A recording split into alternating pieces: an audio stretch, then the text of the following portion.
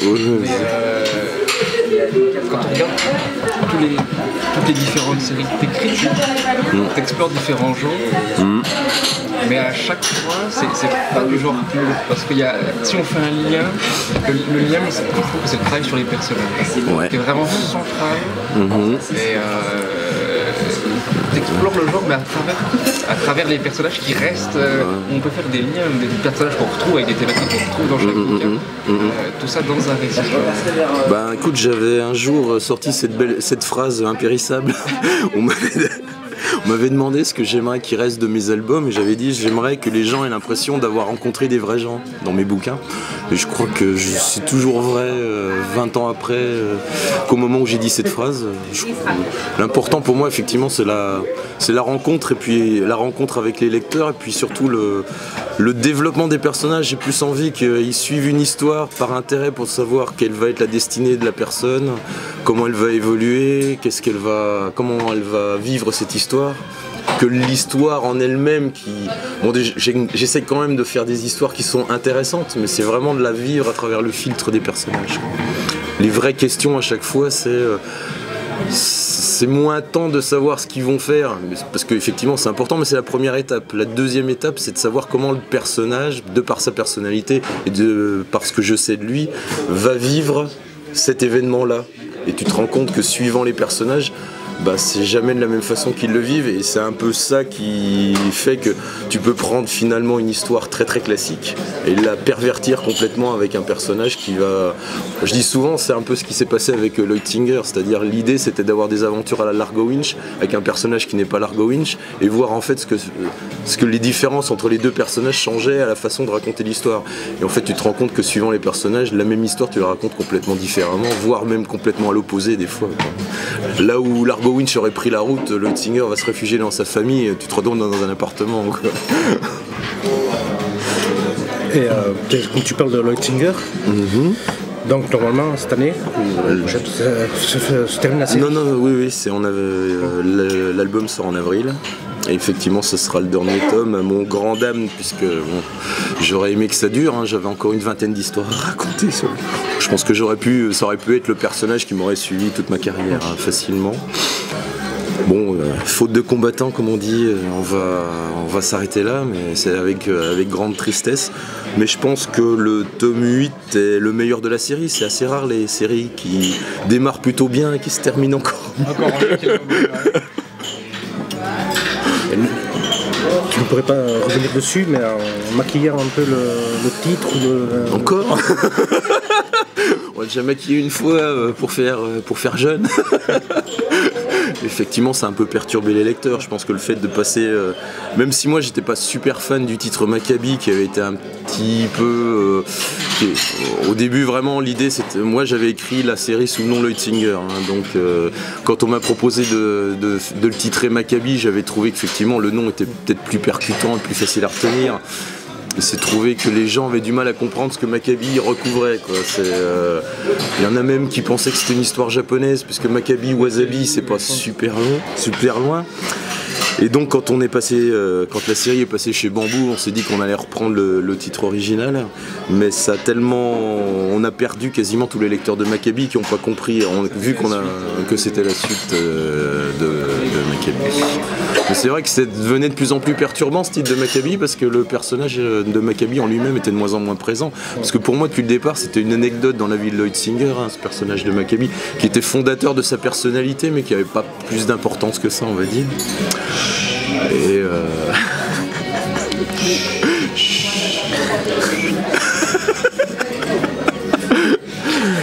et donc voilà, il faut pas changer les titres des séries. C'est d'ailleurs peut-être aussi pour ça, on en a discuté hier, qu'on va revenir au titre de Le pouvoir des innocents pour les deux suites. Parce qu'il y a vraiment trop de gens qui n'ont pas compris qu'il y avait même un lien entre Car l'enfer est ici et Les enfants de Jessica et Le pouvoir des innocents, puisque le nom est complètement absent de la couverture. Donc on va sans doute retitrer tout ça, remaqueter, peut-être même mettre les personnages directement sur la couverture, peut-être même mettre Jessica Rupert sur Les enfants de Jessica et peut-être Joshua Logan sur les Car l'enfer est ici, histoire que les gens se retrouvent un peu quelques repères. on a besoin de repères. La production est tellement pléthorique que si en plus on fait des suites et qu'on s'amuse à perdre les gens, c'est pas la peine, quoi. C'est une grande leçon d'humilité. Tu prévois combien de cycles faire combien d'histoires les enfants de Jessica et de Carl? De tomes, tu veux dire? De tomes. De tomes. En fait, c'est difficile à dire parce que comme vraisemblablement on va refaire avec le remaquettage, on va peut-être réassocier le 1 et le 2 dans un seul tome pour que les gens aient tout de suite un gros volume à lire. Donc du coup, je suis perturbé dans ma volumisation. Disons qu'on est parti pour, alors à ce moment-là, si on fait des volumes un peu plus gros, on est parti pour 4-5 tomes sur les enfants de Jessica et 4-5 tomes aussi pour Carl Enfer. Pas un troisième spin-off prévu dessus, non? Si. En fait, c'est entre Carl Enfer est ici et les enfants de Jessica. J'aurais bien voulu placer le moment où se situe en fait dans les enfants de Jessica. On parle des guerres que les États-Unis ont lancées en Iran, Irak et Afghanistan. Et j'aurais aimé un spin-off qui traite. C'est pas vraiment un spin-off, c'est plutôt un pont. On va appeler ça un bridge. Qui traiterait justement des guerres lancées par les États-Unis par le prisme d'un des personnages qui est en train d'apparaître et qui va être développé dans Carl Enfer est ici et qui va réapparaître dans le tome 2-3 des enfants de Jessica. Tu pourrais faire aussi la jeunesse de Logan aussi. Mais elle est traitée dans le tome 2 de Carl Enfer est ici. Bon, après il y a aussi Urban. Oui. Le tome 2 sort le 7 janvier. Février, oui. Qu'attends-tu de cette série Des lecteurs. Pas des lecteurs. Non, Urban, je me suis beaucoup exprimé sur ce sujet. Je vais pas dire c'est l'histoire de ma vie, mais c'est l'histoire qui a pris plus de temps puisque j'ai commencé à l'imaginer quand j'avais 15 ans en écoutant Sin City des CDC. Bon, alors je parlais pas très bien l'anglais, donc juste sur le titre Sin City, j'ai commencé à imaginer ce que pouvait recouvrir cette terminologie. Comme je l'ai aussi expliqué quand j'ai présenté ce projet juste après Le Pouvoir des Innocents chez Delcourt, ils m'ont fait « T'es sûr que tu aimes Frank Miller ?» Je fais « Oui, j'adore Frank Miller, pourquoi ?» Parce que Sin City, c'est sa première chaîne série. « Ah bon ?» Voilà, quand tu veux passer pour un gros blaireau.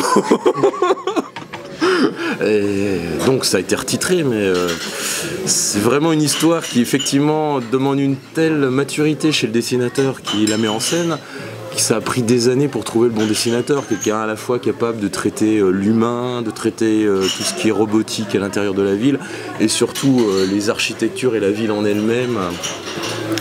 Ça a pris juste 27 ans. Pour rencontrer cette personne, donc quoi je suis assez persévérant, mais... Et qu'est-ce que j'en attends, qui est enfin qu'après tout ce temps passé, il y a une véritable rencontre entre ce qu'on a voulu y mettre. Parce que je pense que c'est très d'actualité, alors que, comme je te dis, c'est une histoire qui remonte à très très longtemps. C'est vraiment un thème d'anticipation qui a pas vieilli, qui a encore des échos, et qui, je pense, en aura encore très très longtemps. Donc c'est proposer une histoire d'anticipation adulte, comme on n'en voit peut-être pas beaucoup. Alors adulte par la profondeur du propos, moins que par le côté... encore que si, il y a un côté hard, ça c'est sûr, parce qu'il y a une violence sourde qui parfois explose. Et puis il y a aussi côté adulte, c'est dans les thématiques qui sont abordées, qui sont des thématiques sociétales actuelles, qui sont à peine déformées dans un futur proche. Pour montrer un peu où tout cela va, mais c'est un peu ce qui lie les 4 séries que je fais chez Futuropolis entre Holmes, Les Enfants de Jessica, Carl Enfer est ici et Urban. C'est justement cette idée de parler du monde contemporain en voyant ses racines dans le passé avec Holmes, les dégâts que ça fait dans le présent avec Carl Enfer et les enfants, et de voir jusqu'où ça peut nous mener avec Urban. C'est important d'avoir cet ancrage assez dans l'actualité, dans ce qui se passe, et d'essayer à la fois de chercher les sources et de projeter un peu la vie. Mais en fait, comment dirais-je, j'étais une burne. Tu vois le mot burne. J'étais le degré zéro de la compréhension de la société quand j'avais... ce mec citait aucune opinion politique, c'est à peine si je comprenais ce que disaient les mecs à la télévision. Enfin, je voyais bien qu'ils avaient des choses importantes à nous dire, voire à nous cacher. Je ne comprenais rien. Donc, en fait, je dis parfois que j'ai commencé à écrire comme Arnold Schwarzenegger a fait du culturisme. C'est-à-dire que parce qu'il était tout petit et maigre, il a décidé de devenir un homme fort. Moi, j'ai commencé à écrire pour essayer de comprendre la société. Et du coup, c'était tellement le centre de ma recherche que finalement, je vais pas dire c'est devenu mon fonds de commerce parce que ça serait un peu léger de dire ça, mais c'est vraiment ce qui me passionne, quoi. D'essayer de comprendre pourquoi on en est là et où on va, quoi. Et en même temps, à la fois il y a cette idée-là, mais on a toujours aussi un récit avec une histoire construite, avec des personnages. On n'est pas juste sur un récit social, il est toujours ancré quand même dans une vraie histoire. Moi je viens du mainstream. Enfin, mêle les deux. Ouais, ma passion de départ c'est le mainstream, c'est le comics. Par exemple, tu vois, l'intelligence que je prête à un auteur comme Alan Moore, c'est d'arriver à glisser des vrais sujets dans des histoires où tu pourrais lire complètement au premier degré. C'est un peu l'équivalence de ce que faisait Goscinny, c'est-à-dire qu'il arrivait à glisser des vrais sujets importants, à glisser des traits d'humour dans des histoires qui ont du fond et puis qui surtout qui soient emballantes pour le lecteur et qui lui donnent envie. Il y a du suspense, il y a de l'amour, il y a de l'angoisse, il y a de l'émotion, il y a des coups à l'âme, il y a des coups au cœur, ouais, enfin c'est un truc, c'est un peu comme les montagnes russes, faut que ça te secoue. Faut pas que tu sois. Moi, j'ai pas envie que les lecteurs soient passifs par rapport à mes histoires. Je leur donne souvent des pièces d'un puzzle qui montent un petit peu comme ils l'entendent. Je sais aussi que suivant ton expérience propre, je sais qu'il y a des gens qui ont des lectures très différentes de certains passages de mes bouquins. Donc, je trouve que c'est important que les gens puissent se glisser dedans et avoir la place de se projeter. Et là, tu parlais du comics. Ça te plairait pas d'écrire un récit de super-héros dans le genre Ben ouais. Il faut juste parler anglais. Et comme je disais tout à l'heure, c'est un peu. Faire un super-héros à la française. C'est-à-dire qu'idéalement, par rapport à Urban, avec Roberto, on aimerait bien faire 2-3 histoires d'Overtime. Ce serait notre contribution au comics mondial. Mais c'est vrai que j'ai introduit le personnage d'Overtime dans Urban. Parce que quand j'étais enfant, j'étais un peu comme Zach, c'est-à-dire comme je te disais, j'étais quelqu'un qui comprenait pas forcément ce qui se passait à l'extérieur, qui avait quelques problèmes relationnels de fait avec les élèves, avec les gens que je fréquentais à l'école, qui eux avaient des codes très très précis que j'avais beaucoup de mal à comprendre et j'étais souvent à côté de la plaque. Donc j'étais un peu le vilain petit canard de la classe. Ouais, je sais, ça a vachement changé. Et pourquoi je dis ça, moi? Ah oui, et en fait, il y a beaucoup de choses. On dit souvent que les comics, c'est des choses très artificielles et très vides. Au contraire, moi je trouve que c'est des choses qui ont été très très importantes pour faire comprendre comment fonctionne le monde et ancrer certaines idées, voire en avoir des nouvelles. Frank Miller, par exemple, m'a beaucoup aidé à devenir un fasciste. Non, mais j'ai compris beaucoup de choses en lisant Frank Miller et Alan Moore. Hein. C'est vraiment les deux personnes qui sont à l'origine justement de cette envie, comme eux, de faire de la BD qui tape au cœur de la société. Et voilà, je voulais que Zach, qui est un personnage qui a été élevé à la campagne, qui n'a jamais été vraiment en contact avec les autres, puisque c'est des campagnes très désertées où c'est plutôt des grandes exploitations robotisées, donc les gens sont très très éloignés les uns des autres. C'est quelqu'un qui finalement n'a fait que grandir avec l'entourage de son père, sa mère et sa sœur, et qui a compris ce qu'il avait envie de faire dans la vie, c'est-à-dire devenir pas un justicier, mais quelqu'un qui sert la justice. Il l'a compris à travers un super-héros, et c'est un hommage très très autobiographique en fait. Parce que moi-même je voulais devenir un super-héros. Je sais que je ne le serai jamais. À propos de Holmes. Oui. Alors, qu'est-ce qui te plaisait dans le personnage Sherlock Holmes? Figure-toi la même chose. C'est-à-dire c'était exactement l'inverse de moi, c'est-à-dire c'est quelqu'un qui regarde. Lui par contre c'est le décodeur absolu de tous les codes sociaux.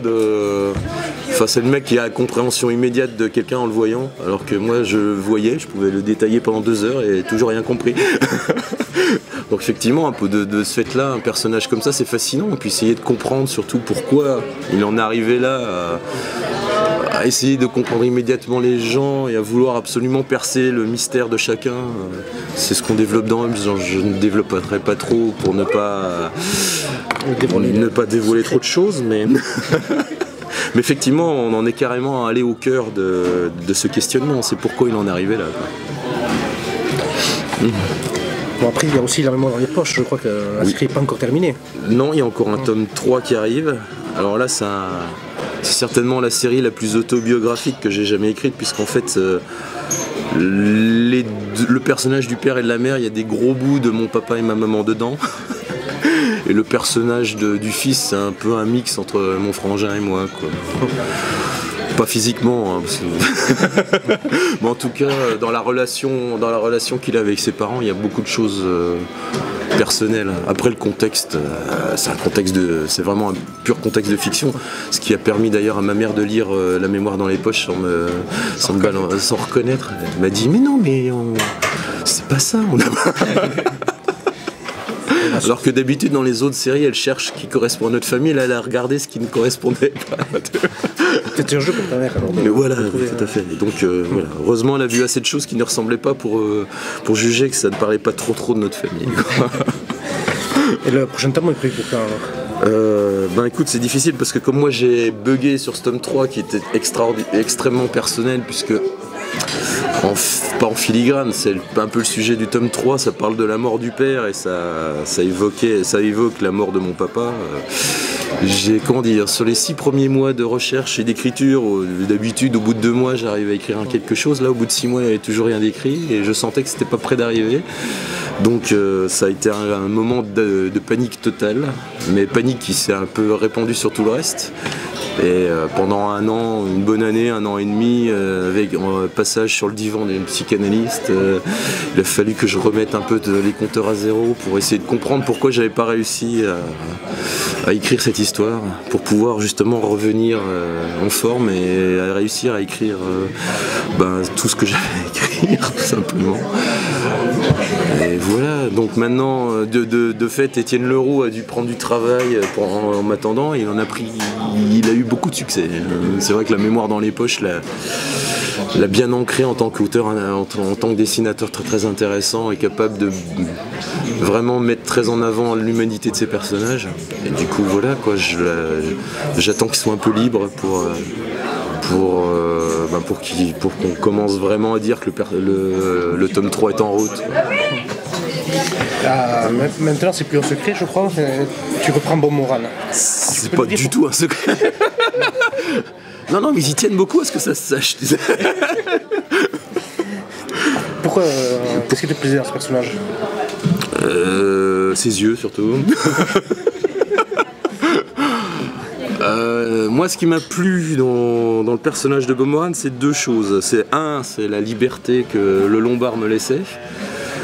C'est-à-dire que ça fait des années qu'on voit des reprises et qu'il y a une espèce de façon de figer un personnage qui est très connu dans une époque, dans une façon de l'écrire, dans une façon de le dessiner, qui moi me pose beaucoup de problèmes parce que je trouve ça totalement inintéressant.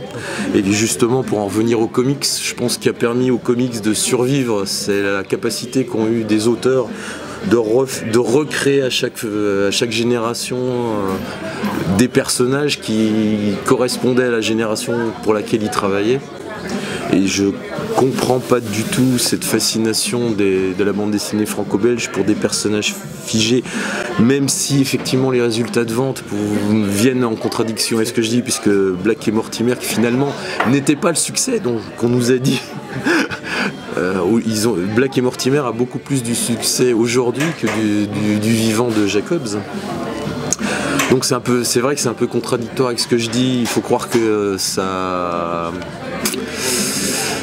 exploite une part de nostalgie assez forte chez certains lecteurs. Grand bien leur face. Mais ce n'est pas eux que je vis. Non, effectivement, donc l'envie par rapport à Bob Moran, comme c'est un personnage qui a été créé dans les années 50 et qui vivait ses aventures dans les années 50, à partir du moment où on veut recréer un Bob Moran, ça sert à rien. Si on le fait aujourd'hui dans les années 50, soit on étudie la géopolitique des années 50, je pense pas que ça intéresse grand monde, c'est vraiment d'en faire un personnage qui traverse le monde d'aujourd'hui, et puis surtout à partir du moment où j'avais cette liberté-là, d'essayer de comprendre pourquoi aujourd'hui quelqu'un a envie d'être un aventurier. Alors on part du principe que quelqu'un qui veut être un aventurier aujourd'hui, c'est quelqu'un qui ne croit plus en la capacité des États d'avoir des choix justes par rapport aux gens. Et donc qui se retrouvent en marge du système et qui essayent eux-mêmes d'avoir une influence sur ce qui se passe dans le monde. Et au final, ça rejoint assez, ça en fait un personnage qui est très très proche de ce que je fais habituellement, quoi. Donc comme moi j'arrive à me projeter dans ce que je vais écrire, il n'y a pas de souci pour le faire, quoi. Est-ce que tu es libre quand même dans l'adaptation? Ah mais c'est pas des adaptations du tout, hein, c'est dans ta reprise. Oui, ouais, mais complètement, je te dis, 100%. Bon, ensuite, on a présenté le projet à Henri Verne, mais justement, lui, il a trouvé très très intéressant cette idée que son personnage devienne un personnage d'aujourd'hui. Il sait très bien, curieusement, c'est plus évident pour lui que pour les gens qui... Alors je parle pas du Lombard, mais il a revendu les droits de Bob Moran à des ayants droit qui gèrent les droits de Bob Moran. C'est plus évident pour lui d'avoir cette liberté, de donner cette liberté à des auteurs aujourd'hui, de faire de Bob Moran un personnage vraiment contemporain, que pour des gens qui naturellement auraient envie justement de le figer dans le temps et de faire ce que je te disais, quoi. Voilà, et de préserver la nature même de ce qui a passionné les gens pendant 50 ans. Il y aura toujours l'ombre jaune et compagnie. Il y aura toujours l'ombre jaune, mais qui aura pu... Là aussi, on l'a rendu plus contemporain. L'ombre jaune aujourd'hui, elle...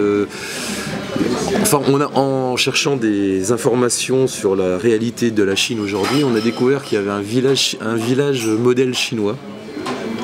Une espèce de village du prisonnier qui montre la réussite commerciale du communisme-capitalisme chinois. Et c'est une ville super glauque parce qu'en fait t'as l'impression que les gens ils sont super heureux mais ils sont un peu obligés de l'être. On étudie leur venue sur dossier et puis s'ils rentrent pas dans les clous ils se font virer du village, quoi. Et donc on est parti de cette idée. L'ombre jaune est le fondateur d'un village un peu de cet ordre-là, quoi. Et une façon d'envisager la relation à l'intérieur d'une population qu'il essaye d'étendre au reste du monde.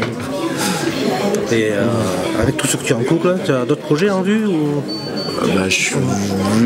J'ai fini d'écrire le 13 Mystéries dont je t'avais parlé l'année dernière. Donc on est en train pas de chercher un dessinateur parce que il y a quelqu'un qui fait des essais, mais les essais sont pas encore validés, donc je ne peux pas dire son nom. Mais je te le dirai en temps et en heure. Sur Facebook, comme pour le reste du monde. Et non, oui, entre La mémoire dans les poches, Holmes, Karl l'enfer urbain,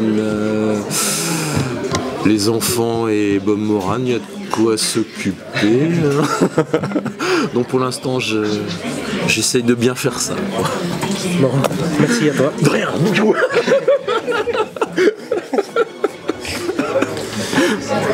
Bon, on commence alors? On va faire le café. On est obligé de filmer parce que franchement, moi je préfère la radio à la télé, hein. Soyez honnête. Non, mais après, il te prend la tête. Hein. Il filme que les mères en fait. Oui, il filme que les mères. C'est ma mère c'est ma maman qui va être contente. Après, ouais. Bon, bonjour Luc. Bonjour David.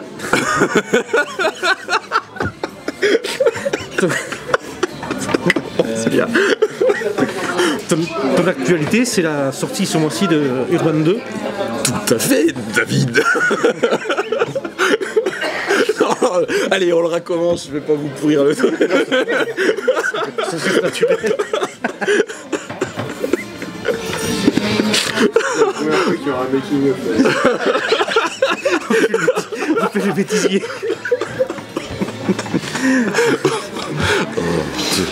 On aurait dû faire ça le premier jour. Ouais, sage les premiers. C'est te sers pas du café, c'est pour ça. Voilà. Ça fera 4,50 s'il vous plaît. Tu veux que je paye?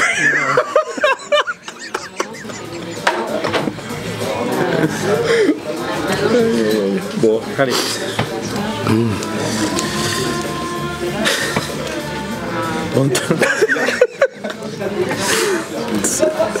De l'actualité, c'est la sortie Urban 2. Oui. Tu veux pas passer ça? Il y a ce truc, on le sait. Enlève-la. Tu la feras en off. On va rigoler maintenant. Non, attendez qu'Evelyne soit là, je serai plus sérieux. Good morning, Luc. Good morning, David. It's Ouais, on le fait en VO aussi. my actuality is the sortie of the second tome of Urban. An amazing story about science fiction and anticipation. C'était quoi ta question? Je t'avais dit que ça ferait 2 heures.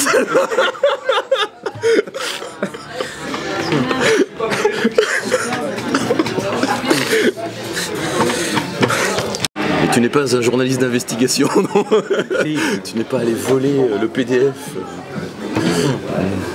C'est difficile.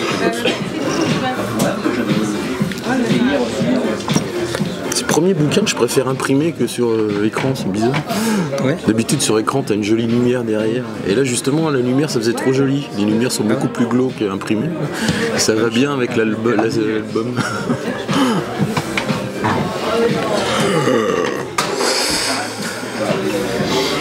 Hello. Bonjour. Bonjour. Donc nous te retrouvons au Festival d'Angoulême cette année pour le 40e festival d'Angoulême. Pour les 40 ans de... Tu as eu quelques nouveautés en 2012. Oui. Le 7 février sort Urban 2. Oui. Et cette année est aussi une année où tu as beaucoup de... Non. Si, oui. Non, je t'assure, non. Tu as un moyen livre qui sort. 2. Après 2014. Bon, après, beaucoup, ça fait 15 jours de la production de Corbéran. Oh putain. Il faut dire De Eric, mon ami. Non, je voulais pas. Ça, ouais. Je te sens plus stressé que moi, donc. Il faudra beaucoup de... un gros travail sur le montage. En fait, ça va faire. Bonjour. Oui. On va reconstruire des phrases. Finalement, Avec des positions de corps différentes, c'est ça qui va être curieux. En fait, c'est la première fois que tu fais des interviews filmées, c'est ça? non, j'ai fait hier. Non, mais je veux dire, c'est la première fois à Angoulême, c'est la première fois que vous... Non, t'avais déjà fait avant? Ouais, le filmer c'est dur. Hein. Non, hier, on n'a pas rigolé hier. C'était avec qui que je sache? Avec Eric Corbéran. Non, pas avec lui. Non, mais ça aurait pu. Il y a au moins 32 raisons de l'interview. Vas-y, pose ta question.